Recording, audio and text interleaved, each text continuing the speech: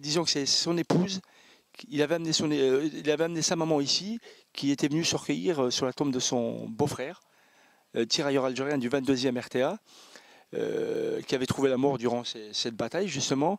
Et il me racontait cette histoire qu'un soldat français, un soldat était venu en Algérie, leur annonçait que l'adjudant Bouchentouf était parti en Allemagne, donc il avait été fait prisonnier, parti en Allemagne où il gérait une brasserie. Donc on pouvait comprendre la douleur, on peut imaginer la douleur d'une maman face à ce père qui peut paraître infidèle, qui peut paraître, enfin tous les anathèmes peuvent être employés, qu'il aurait laissé son fils, qu'il ne vienne pas l'étreindre ne serait-ce qu'une fois. On peut comprendre, on peut imaginer. Mais un jour, le fils, à l'âge adulte, se dit un jour c'est pas normal, il y a quelque chose qui ne va pas.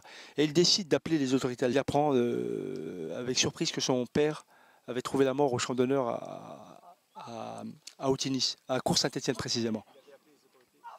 Oui, non, les autorités belges. Les autorités belges qui lui ont confirmé que son père était bel et bien mort donc, durant la bataille de Gembloux. Bah écoutez, moi ça fait 10 ans que je participe à ces commémorations. Il semble qu'une fois, à une occasion, un membre de l'ambassade d'Algérie était venu, donc, et je ne comprends pas que ça ne s'est pas poursuivi, quoi. Mais il devrait être fier. Il devrait être fier d'avoir des héros qui ont participé à la libération du monde. Et je pense que c'est une occasion qui nous est offerte de placer l'Algérie dans le concert des nations, d'offrir à ces héros une dimension universelle. Je crois qu'il faut arrêter avec ces stéréotypes, toujours qu'on se renferme systématiquement sur le spectre colonial. Je pense qu'il faut se sortir de temps en temps, ne serait-ce que pour offrir cette dimension universelle. Ça, c'est une question qui concerne tous les Algériens. Je crois qu'on devrait tous converger vers cette perspective-là. Et c'est justement dans le souci d'une coexistence que je mène ce combat.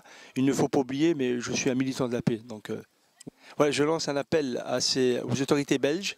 Je lance un appel aux autorités belges afin qu'ils puissent reconnaître de manière officielle le sacrifice de ces tirailleurs algériens.